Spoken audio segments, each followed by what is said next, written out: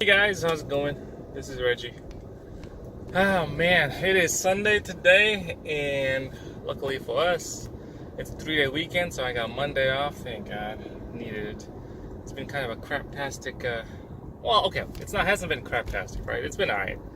I just kind of wanted to do a quick. This is a little different. We call into a vlog / review. So my Hyundai Sonata, it's still in the shop getting fixed up. If you haven't seen the video, I'll link it below regarding what's going on with my Hyundai. But I've had this Toyota Camry as a rental for a few weeks now. Actually, it's gonna be exactly a month next week on the 30th. So I got it on April 30th. It's gonna be 5:30 next week, and it'll be for a month. So during that time, I've gotten to get to know this car pretty well, I think.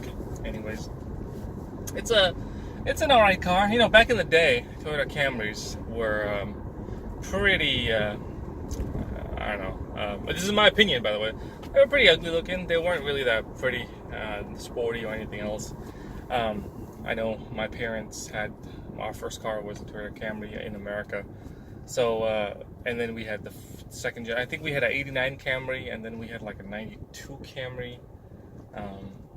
But it's pretty much well known that Toyota Camrys are usually, mainly for parents, right? So a lot of young kids, even middle-aged, I guess middle-aged folks would say that these cars are for parents, like our parents' parents, But this generation, and I don't know what generation this one is, but this gen, I think they really changed up the body style. They made it look a lot better. It looks more sportier. Now, is it sporty? Hell no. It's not sporty at all, right? But a lot of people like the look of sporty, because let's face it, how many people go around being sporty from street light to street light with cops around, traffic, and pedestrians who think they are, stronger than cars? No one does, because you don't want to risk it. I don't want to get sued. This is America. Everybody gets sued. So looks wise, it's definitely sporty. I give it that compared to the older generations of Camrys. It's not sporty compared to a sports car. I mean, that's just stupid. But for a person that wants to stick with the reliability, well-known product, well-known car that they know lasts, is economical, great on fuel efficiency and family and practicality and all that crap, but still wants it to at least look sporty so they feel sporty. This car is it. This car delivers. I definitely say so. Now, the one I'm driving, I think it's a 2018. Again, it's a rental, so I don't really know, but I'll link the information below, or maybe across here somewhere. But it's a 4-banger. It's on the V6 one. It's only got the single side dual exhaust, but of course the engine too. It's a inline 4. It doesn't have significant loads of power, but I don't think the V6 does too. I think it's got 300, which okay, it's probably a lot, but again, it's not a sports car, so you don't feel it the same way. But regarding the car I have, right, so it's a 4-banger. It does its job. Now, I've been driving it pretty hard because I have to get on the freeways, I have to get in and out of traffic, etc. So I have to drive kind of hard to get by. One thing about this place, especially Cali, people are idiots. They just, this is gonna go off a little bit, right, from the car. But if the speed limit is 45, people will drive 20 miles per hour because I have no idea. Now, I'm gonna assume that driving that below under the speed limit is illegal because you're gonna be causing traffic, and that shouldn't be allowed. But that's the norm here. So you have to weave in and out of traffic of all these people so that you can actually drive 40 to 45 so you can be with the flow of normal traffic. And the funniest thing is, like, if there's 2 lanes or 3 lanes on one side, all 3 people will drive that slow. That's the one thing that irks me, right? If one person is driving 20 to 25 in a 45, the next person will drive that slow, and the third person will drive that slow. So they're all going to drive the same speed, causing a massive traffic jam. That's just how it is. You can't go past it. The only thing you can do is, as soon as you have a slight gap, get in and out, go, because they're just idiots. They have no idea what speed limits or the posted speed is. They just know that, hey, if I drive 20, I might gain 1 mpg or whatever their reasoning is. But that's normally the case. And in the past, it used to be Priuses that were the folks. But honestly, it's now anybody and everybody. It happens all the time. This is just a normal thing in Cali. Nothing new. So because of that, you have to be kind of aggressive. So with the way I've been driving it, I haven't been driving an eco style of driving at all. I'm doing 29 mpg, and this is for a full month of driving it, which is not bad. Now, this car is rated to do a lot better than that combined, but for my type of driving, I kind of have a little heavier foot. My wife, she can achieve the recommended mpg or whatever it is, even surpass it, but I can't. That's not how I roll, which is pretty good. Now, looks wise, right? Well, I just talked about the mpg wise, it's pretty good. And best thing before I forget, you can fill it up with 87. You don't have to worry about 91. Well, because it's not turbocharged, it's not like a premium anything, right? So I just fill it up with the cheapest 87, and it goes all day. I don't see any reason to fill it up with the expensive Chevrons and Shells or whatever. I just do the Costco's. Costco's are good enough. So that's good. mpg wise, I give it a good. From my type of driving, I'm impressed that it can do 29 mpg. So that's nice. Performance-wise, right? So let's talk performance. It's good. Okay, no, take it back. It's okay. For a four-banger, it's got a lot of grunt. You can hear it. You can hear the engine just screaming, wanting to go. That's it. So it really wants to go, right? I mean, it really pushes. The engine loves. I love the sound. It makes you feel like you're in a Honda, like a VTEC just kicked in, yo. So it really does feel like it. If you're one person in the car, like I am right now, with no luggage or anything else, cargoes, it feels better, right? But if you're full, so when I have the wifey in here and the kids, and I step on it to kind of move, the grunt is there. You can hear that going. That was my version of the engine. But you can hear it. You can hear the engine. It just doesn't deliver the oomph that you would think. But again, four-banger.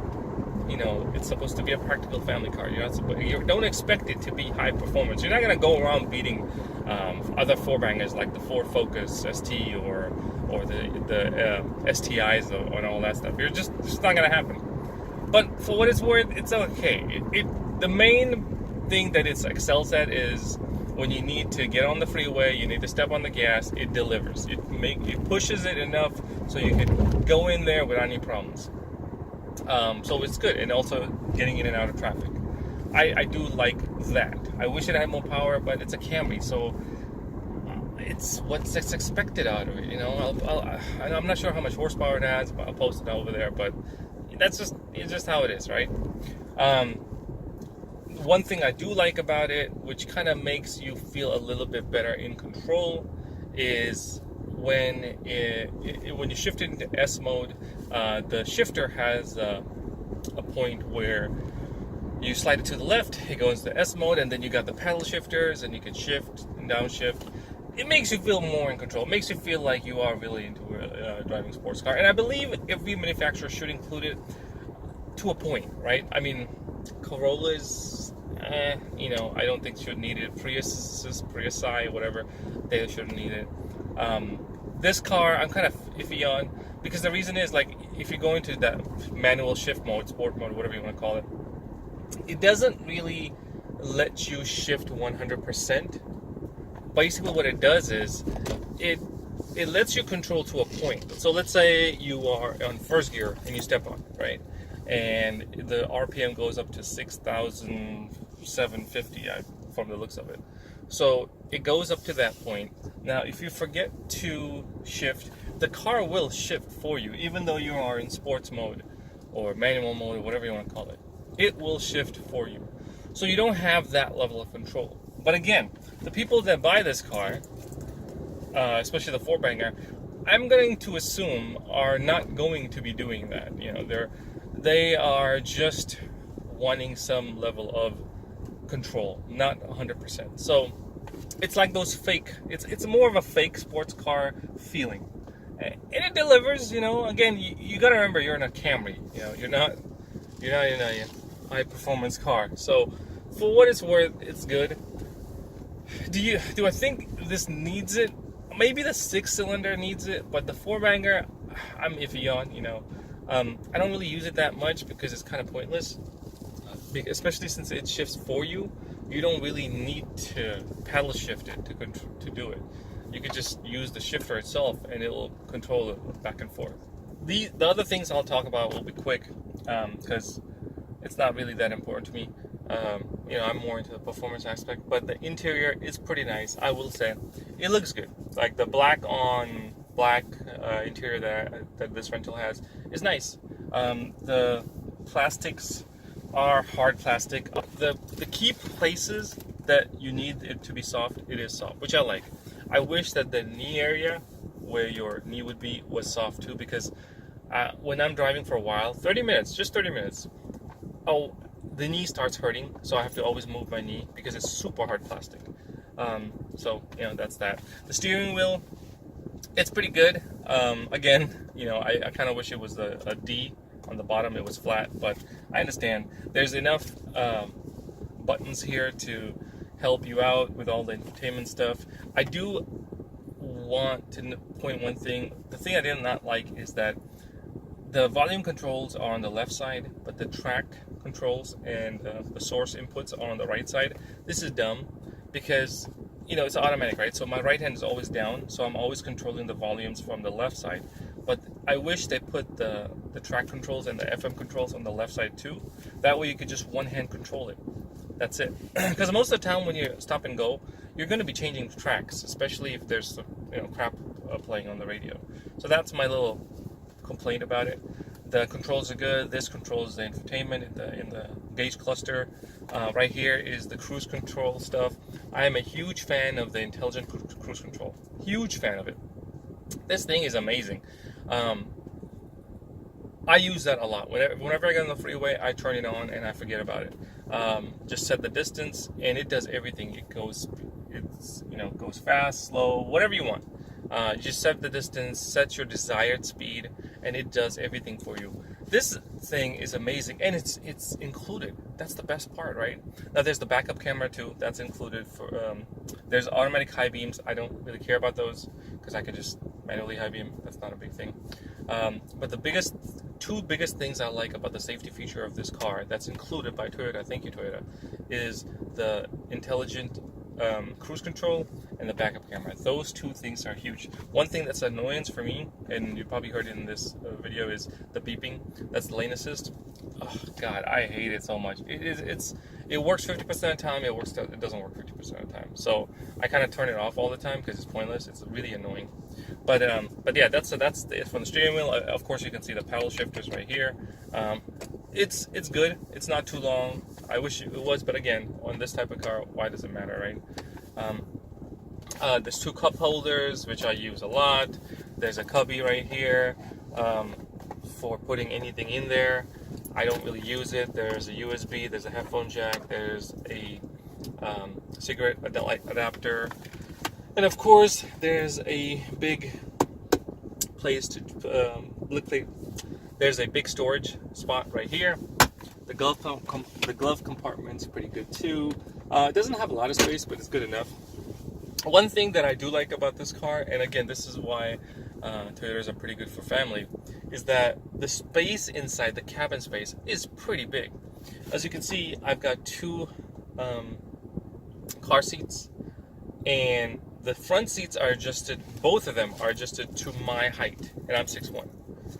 And with those car seats in the back, they have absolutely no problem at all. They have a lot of space. They can kick and bang their feet all day long, not a problem. This is the best part about the Camry, in my opinion. If you're a family, you got two little ones with car seats, right? This is it. Like, hands down. Like, this is why I recommend this car. Out of all the options for a family, this would be it. The trunk space is pretty good. It's not huge like a Infiniti G37, which my wife has, but this is it's good enough. It'll haul. The cabin space in this, in my opinion, is bigger than the Infinity's, the G37, because when I have both seats to my height setup, which is 6'1", my daughter and my son cannot kick their feet. So even though that's a bigger car, this has more cabin space. So just want to let you know on that. Now, what do I think, right? What do I think about this car? I think it's a pretty good car. I think it's a great car for somebody wanting to get a reliable car for themselves. Toyota, come on. For someone looking as a first purchase that has a family of 4. This is it. This is perfect. I think a Corolla or Civic might be too small. This is spacious enough that you can be comfortably seated. And so, that's it. So this is my kind of craptastic review of this car. Again, I'm not really big into reviews of cars. Maybe I'll get better at it, but I just kind of want to let you guys know. I've had this car for almost a month now, so I kind of wanted to let you guys know what I think about it. If you have any questions, put them down in the comment. I'll try to answer them best I can, and then we go from there. But yeah, I'm pretty happy with it. Anyway, enough rambling. Thanks for watching, guys. Like the video, subscribe, put the comment down below what you thought about this. Thanks for watching, and I'll see you guys in the next one. Peace.